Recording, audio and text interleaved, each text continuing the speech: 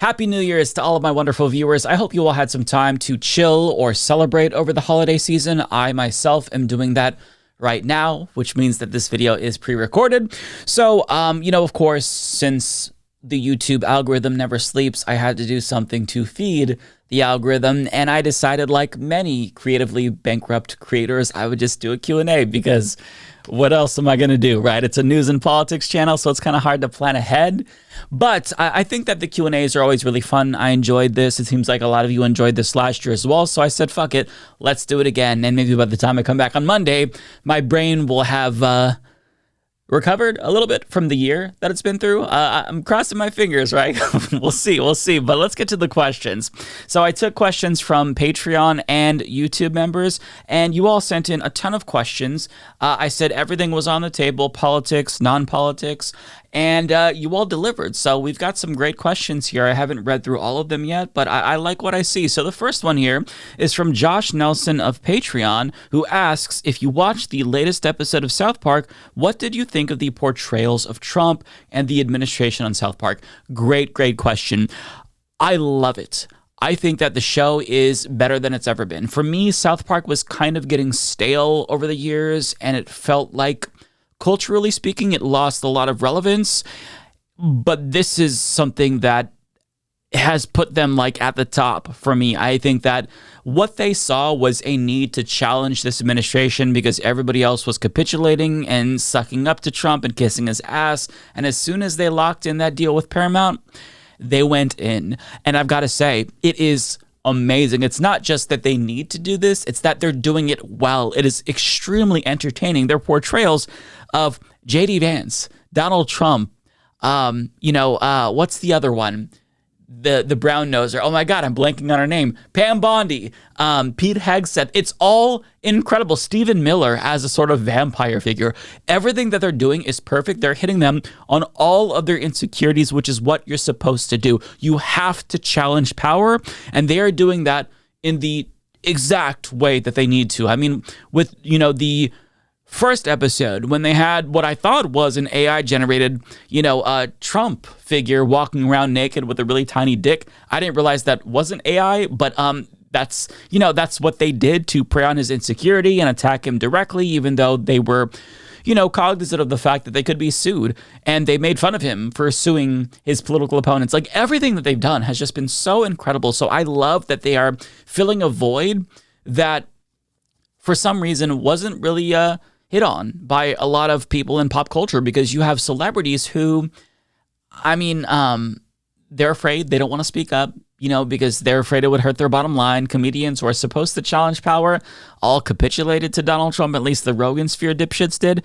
So to have them come out swinging like this when nobody else really was challenging them in that way, with, a few exceptions, I love it. So everything about the South Park portrayals is amazing, and this is the first time probably in decades, literally, that I have been glued to this show again. So I hope they keep it up.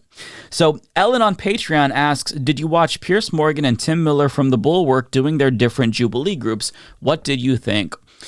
I did not watch these. So after the Mehdi Hasan Jubilee video, where there were a bunch of Nazis that he debated, that to me was kind of the breaking point where I just couldn't do this anymore, because it's not just wrong that this company is platforming Nazis for monetary gain, but I don't want to see that. I don't want to see somebody, call themselves fascists. I don't want to see them debate human rights and genocide. I just feel like I'm trying to love myself more and not subject myself to that kind of brain rot content. I'm not saying that it's bad if you enjoy that kind of content. It's more like political junk food, right? And we all engage in it from time to time. But I can't do it to myself. So I have not watched any Jubilee videos since the Mehdi Hasan thing. I don't think that's going to change anytime soon.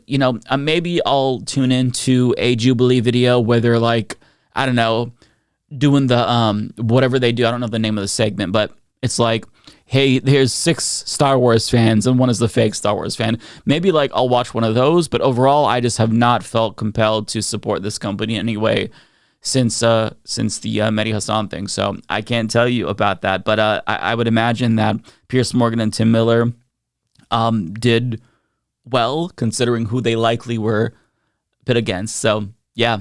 Okay. Lincoln on Patreon asks, how can we be able to debunk any of the crap that MAGA tries to throw at us? Yeah, that's a really tough question, and it's $1 million question, right? I've been trying to do that on this show for a very long time now. I think that the answer is you really can't.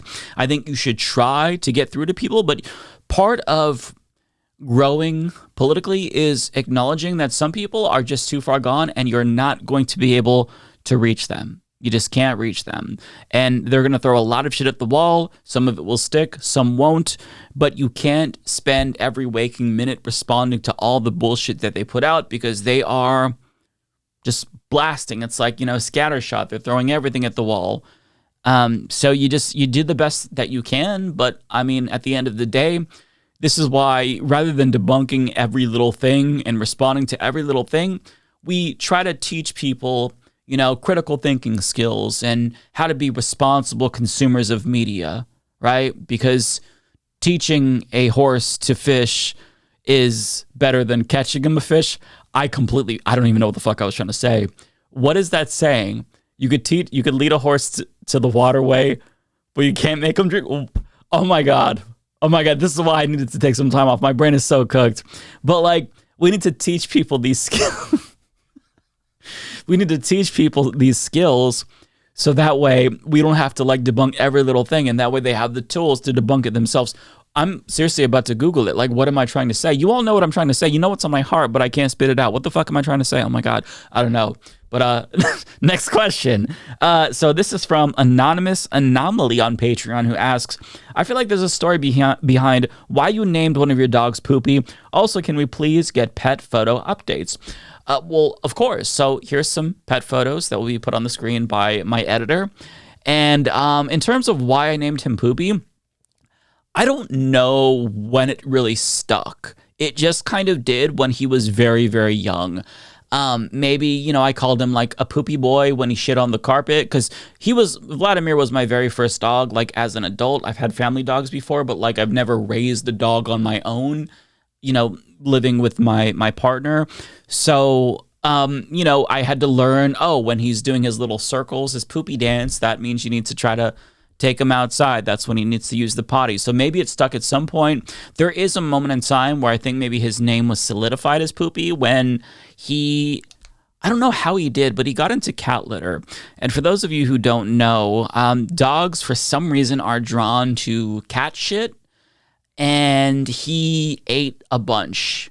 And then he decided to puke all of that up on the couch. So at that point in time, I felt like if we're already calling him Poopy, it was okay, your nickname is Poopy. And so now we basically call him Poopy 95% of the time. We refer to him as his government name. If he's in trouble or if we really want to get his attention, although he can't hear now because he's 12, so he has lost his hearing, unfortunately. But, if he does something mean, if he tries to, make trouble with the kitty and tackle the kitty, I'll say Vladimir. But for the most part, he's Poopy for all intents and purposes, and it's Poopy in the most loving way imaginable. It's not oh, you're a shithead, you're Poopy. He's my Poopy. I love him. Okay, so Anonymous Anomaly, try to say that 3 times, has another question. What's the stupidest and most facepalm thing you've seen this year? Holy shit! I mean, that is That's a loaded question because there's quite a bit. If I had to choose one, though, oh man, this is tough. This is really tough.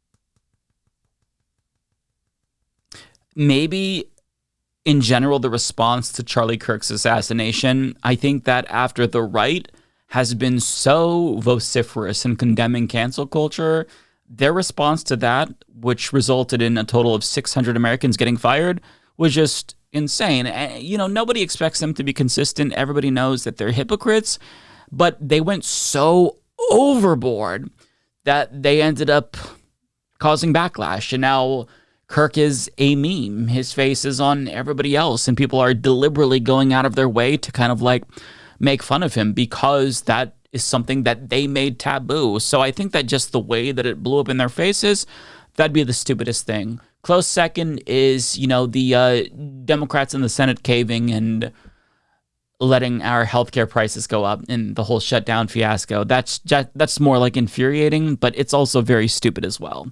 Next question is from Mike Murdoch on Patreon, who asks, besides video games, what are your other hobbies to help cope with the insanity that we are living in? So this is... there's not a lot that I do outside of video games, but if I had to choose a couple of things, one, I'd say organizing. I am somebody who likes to organize things. I know that sounds like a weird thing to say, but like when I say organize, I mean like I'm one of those people who has the label maker, and I have bins, and I label shit. So I really enjoy doing that. I organize things to make sure everything's in its perfect place. I don't like clutter, so that. And then additionally, I am a huge AFOL, which means adult fan of Lego. I love putting together Lego sets. I think it is so cool, the sets that they have now. The Game Boy, the modular sets that they're putting out are really cool. The problem with Lego is that, don't have the most space, and it's a very, very pricey hobby, so I don't have...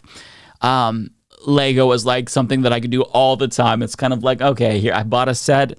I could put this together, and then it's going to be a couple of months until I get another set. So I really cherish it. But, if I had unlimited space and unlimited resources, I would buy a fuck ton of Lego and just do that all the time. Probably more than video games. But, it really is video games. Like, that's my go-to. I'm always playing something.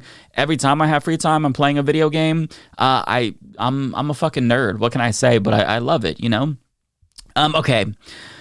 Kitten Cat on Patreon asks, what is a base level politician action you think everyone should do? What is a political action you think every rich person should do? What is a political... Okay, so there are multiple questions. Let me just take them in parts. Let me start with the first one again. What is a base level political action you think that everyone should do? I think that the most easiest thing to do is, of course, register to vote. That's simple.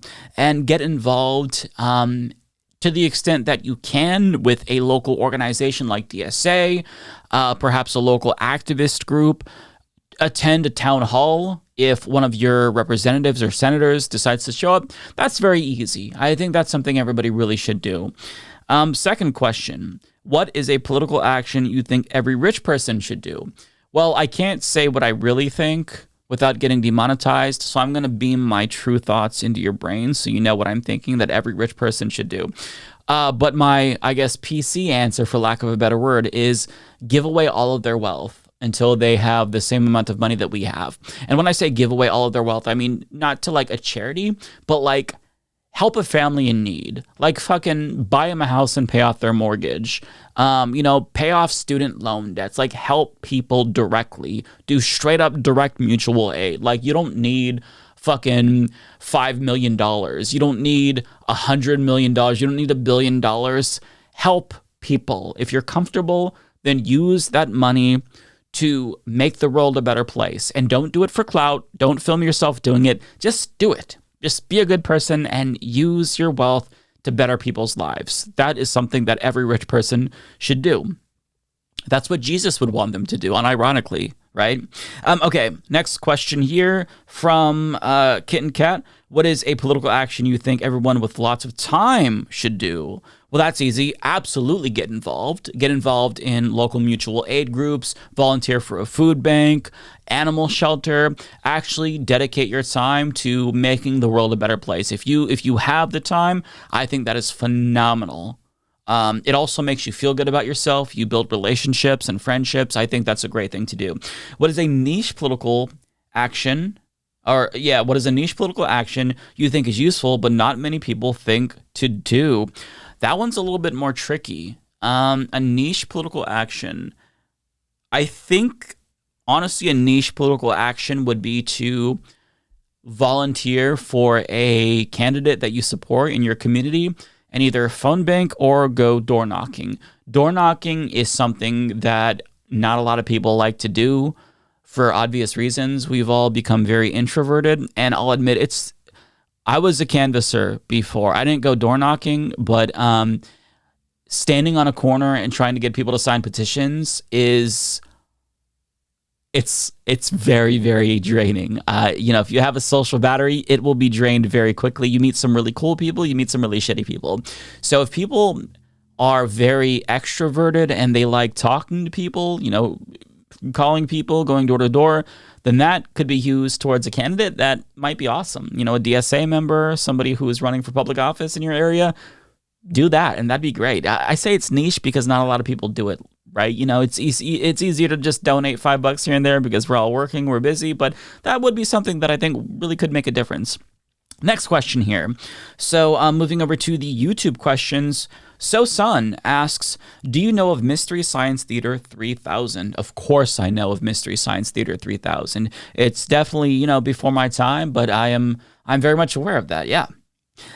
Beach Bra 247 asks, and this is on YouTube as well. Hey, Mike, how is your husband doing and dealing with everything going on? Well, thank you for asking. That's very kind of you. He's editing this video right now. And I'm assuming, like me, he is feeling complete and utter burnout and brain rot because, much like me, he has to stay plugged in every single day, know what's going on, because he's not just like an editor, he also fact checks me and he listens to the arguments that I'm making and he'll tell me, this doesn't really make sense. What you're saying here, it could have been said, you know, a better way. And he has to deal with me trying to debate him sometimes. And I'm like, no, this. And he's like, no, you're not understanding what I'm trying to tell you. So he deals with not just the brain rot, but also making sure that the videos you watch are as polished as possible. And I'm making it seem like I'm more difficult than I am. I'm not. But like he puts in the work and makes everything so awesome, so special. So, you know, given everything that he has to deal with, I think he's doing well. But of course, like all of us, he's very depressed with the state of the world. He is depressed with everything that's happening, and he hates Trump and just hates dealing with the stupidity of them. I mean, basically, we're married, so our political views are identical on every single conceivable level. And like me, you know, it's really draining at times. So hopefully this vacation that we're taking, it's more of a staycation since we're sitting on our asses playing video games, is going to do wonders for both of our mental health, because he's also very much distraught at the state of the world as well. How could you not be, right? Okay. Flippant Fish Taco on YouTube asks, how do we create a world where Fox News doesn't exist? How do we get back to a world where truth matters and liars are shamed? I mean, in terms of Fox News, I think that you can't really put the cat back in the bag. And if Fox News goes away, there's going to be some other entity that takes its place. In fact, I think that these days, Fox News is like not even the tip of the iceberg. You've got OAN, Newsmax, not to mention, you know, YouTubers, TikTok. There's just right-wing media isn't just centered on that one network anymore. You get it everywhere. And so I think that the way that you get people to the point where the truth matters is you have to teach them media literacy. We need to go back and just teach people basic civics again. Reading, writing. We need people to be instilled with the skills to be able to sniff out bullshit. Right now, Americans cannot sniff out bullshit. They couldn't detect bullshit if their lives depended on it. So, and that's because there's a lot of bullshit going on around. I mean, think about it. If you're just like barely following politics and you see everything that's happening and you try to read an article, I mean, you would be so lost right now. Like, I know what's going on. You know what's going on, barely, right, with everything happening. Because we've been following this shit for so long. But I mean, like, if you're just getting involved, you're like, you just registered to vote for the first time. Where do you even begin? So I think that there needs to be an effort, society-wide, mind you, to give people these skills, because, like, without it, it's tough. Like, there's a bunch of kooky movements, anti-vaxxers, fucking Nazi groups emerging. And I think that is a complete and utter failure of our society. So we've got to try to give people those skills to not fall for dumb shit. How do we do that? That's a whole fucking question that is above my pay grade that I'm not qualified to answer. Okay. Obsolete Elite on YouTube asks, why is it that horror movies are booming in a time of distress and upheaval here in America? Could horror movies actually be an escape from the true horrors we are facing today, or do they help us confront our fears? I think it's the former as opposed to the latter. I personally enjoy horror movies. I think just at surface level, I find them really entertaining and fun, and I don't really get scared. I actually think they're very stupid a lot of the times, but in like the best way possible. But for me, if something actually does scare me, I think it is nice to escape, because when, I'm done watching that, I realize, okay, maybe the real world isn't that bad in a weird way. I'm not really sure. It's hard to know why. I guess I don't know why horror films click with me, but I just find them entertaining. I used to really like comedies. Now I like horror. I don't know. Maybe it's coping. Maybe it's not. I'm not really sure. That's not a great answer to the question, so I apologize.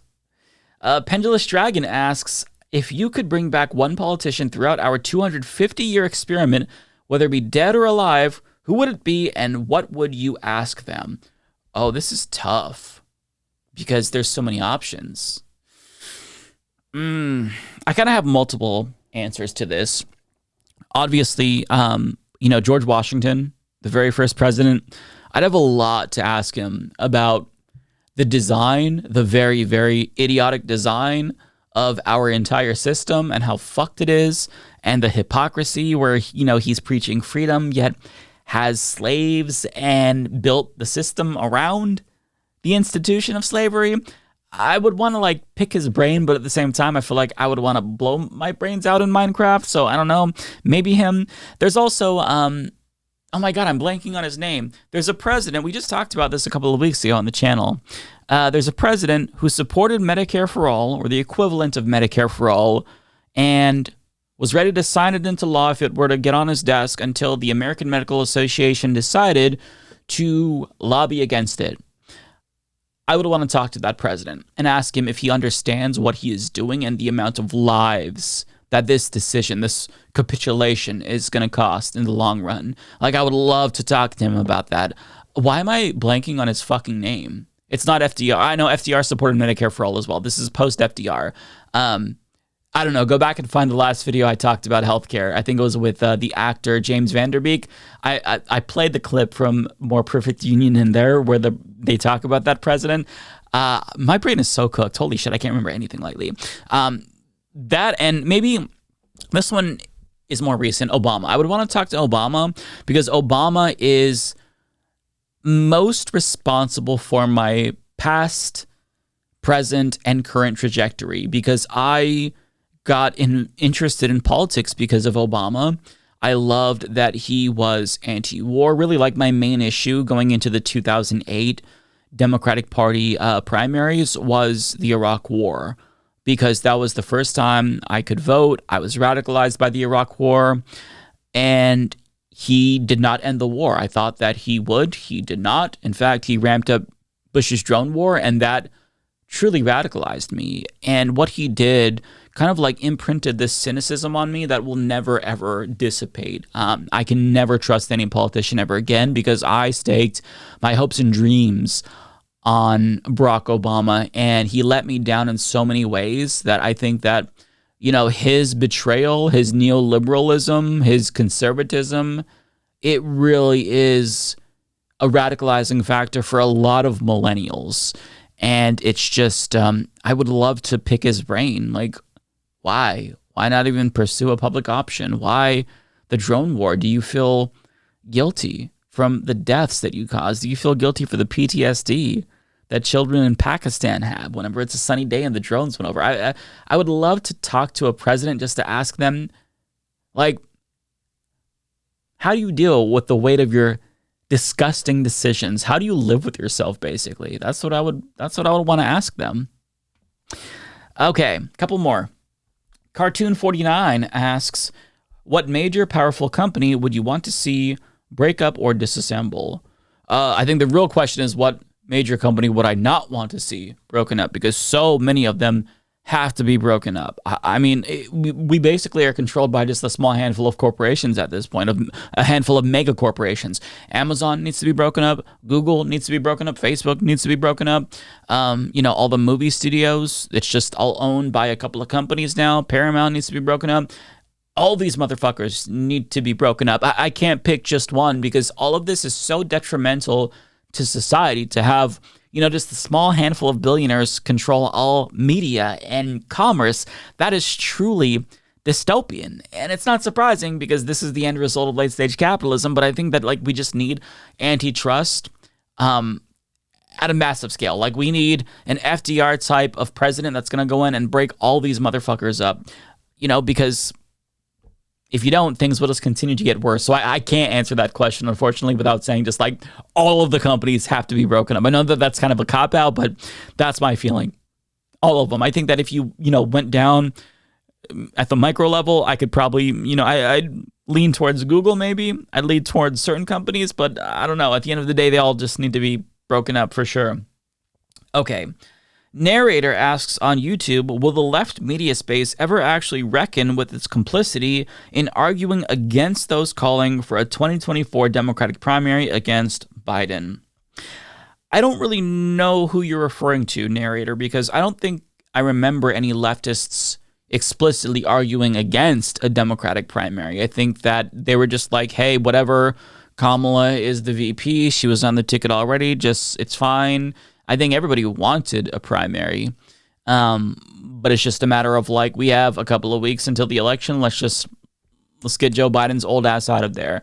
In terms of complicity, I wouldn't say that any leftist is complicit because like the Democratic Party isn't listening to anybody in the left media space. They're not going to like reevaluate their position because they heard the Majority Report or Mike from Leftist Mafia say, hey, did you hear what Mike said? I don't think they give a fuck about what we have to say. Some politicians listen to us, and that's encouraging. But overall, the broader Democratic apparatus does not give a flying fuck about what we have to say. So I don't think we have any culpability there. Last but not least, we have Femtastico on YouTube who asks, what is your top 5 indie games of the year? Oh, this is a good question. Actually, you know what? I have a list on my phone of all the games that I played this year. Let me go through and read them off for you. Okay. So the first Berserker Kazan, I don't know if that qualifies as indie, but this is like peak Souls-like games. I feel like it's probably not indie. So let me go through and okay, you know what? This is indisputable. Okay, my number 1 indie game. Okay, let me just rank them. Okay, let me start over. Number 1. Oh, no. No, I got to go backwards from 5 to 1. Okay, that's how I do it. Okay. But let me decide. Oh, this is a tough fucking question, okay? Okay, 1, 2, 3, 4. Oh, you know what? Yeah. Okay. Number 5, Power Wash Simulator 2. I don't know why I love this game. I fucking love this game. I love power washing things. For those who are like, well, why don't you just power wash shit in real life? I do. I just, you run out of things to power wash. So I do. So I love power washing in real life. I love it digitally. That's number 5. Number 4 is Water Park Simulator. I love these simulator games. I think that they are super, super fun. It's like catnip to me. So I played TCG Simulator this year, Supermarket Simulator, Water Park Simulator. Oh, do I want to replace Water Park with TCG Simulator? Did I play that this year or last year? I think that's last year. We'll stick with Water Park because I already said it. But that was a really fun game. I put like 30 hours into it, had a blast. Okay, number 3. Yeah, number 3, Baby Steps. That was such a frustrating fucking game, and I have no idea why I decided to play it. At the same time, I had a blast. I thought that the humor was really good. I loved the hell out of this. And yeah, that's number 3. Number 2, this is going to be controversial, Claire Obscure Expedition 33. This is everybody's number 1, just like period. I think that this game was fantastic. The story, the music, the gameplay, I was glued to it. I did not expect to like it this much because I'm not necessarily the biggest turn-based RPG guy. Nonetheless, I was hooked. I love this game. But my number 1 is actually going to be Schedule 1. This game rocked my tits off. Schedule 1 was so fucking fun. For those who've never heard of this, this is a game where it's basically kind of like a cozy game, low-key, but instead of, farming crops, you are, cultivating marijuana and cocaine and other drugs, and you're selling it, and it's such a riot. I played it in co-op with my husband. We just we were glued to this game for a whole weekend, just did nothing but play this game, and it was so much fun. I'm really nostalgic for that because we got to play it together. I'd say, yeah, schedule one. So that's it. That's all the questions that I have. But if I didn't answer your question, or you want to see me answer additional questions, you know what? I'm feeling generous. Type them in the comment section.